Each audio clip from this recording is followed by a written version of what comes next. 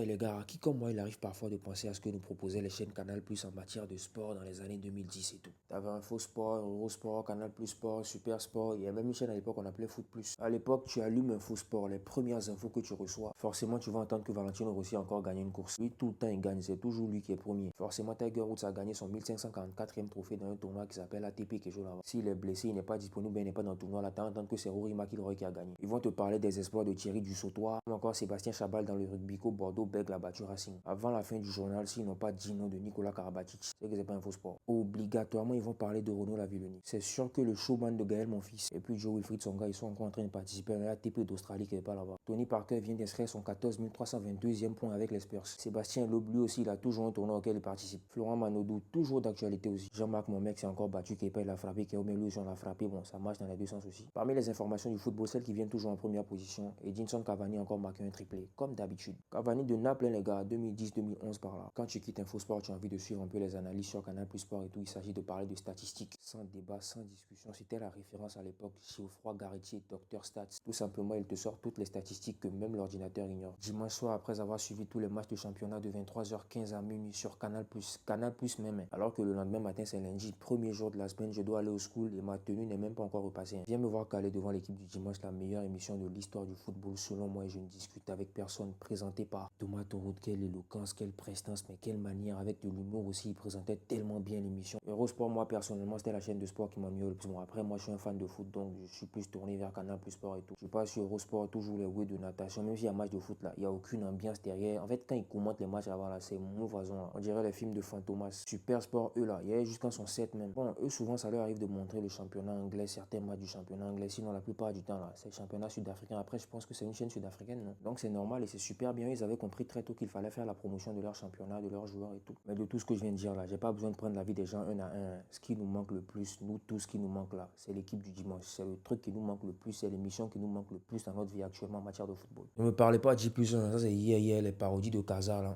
Ça c'est pour les enfants ça. On te parle de l'équipe du dimanche, tous les championnats, Thomas Tuchel, on a eu aussi Messaoud Benterki. Quand on arrive en Bundesliga, Nets, Jean-Charles Sabatier. Mais les gars, est-ce que il vous arrive encore de suivre de temps à autre InfoSport? Parce que moi, personnellement, la dernière fois que j'ai vraiment mis InfoSport que j'ai suivi, c'était en 2017. Après, ça c'est moi, hein. Ça c'est moi personnellement en 2017. Je pense qu'il y a beaucoup de personnes qui ont arrêté même bien avant 2017. Est-ce que pour vous, ça n'a pas rapport avec l'avènement des réseaux sociaux? Parce que toutes les informations qu'on doit aller trouver actuellement sur InfoSport, on peut les trouver sur les réseaux, un peu comme le journal, quoi. Nos sportifs aussi, amateurs de football, amateurs de sport en général, c'était aussi notre journal. De toute façon, nos parents s'arrêtaient devant le journal de 20h, ils étaient à table, ils suivaient le journal là. C'est quoi, nous aussi, on suivait notre InfoSport tout le temps. Et je prends un exemple tout bête. Au début de ces années 2010, pour aller voir les infos mercato, fallait aller sur InfoSport. Il se fait que de nos jours, juste un here we go, Fabrizio Romano nous montre les infos avant InfoSport. Je pense que ça doit être l'une des raisons valables. Sinon, pour dire que je m'assois encore devant InfoSport, bien que j'ai MyCanal sur mon téléphone, ça fait un bon bout de temps. Là, quand on parle d'InfoSport, les morts te disent ouais, à l'ancienne, ça fait un peu vieux ça. Et le reste, ça va, on continue de gérer avec. Après, je pense que Talent d'Afrique, ce n'est plus la même chose qu'avant aussi. Talent d'Afrique, on a kiffé avec des gens comme Sylvain Henri Cissé, Charlotte Ouara Gomis.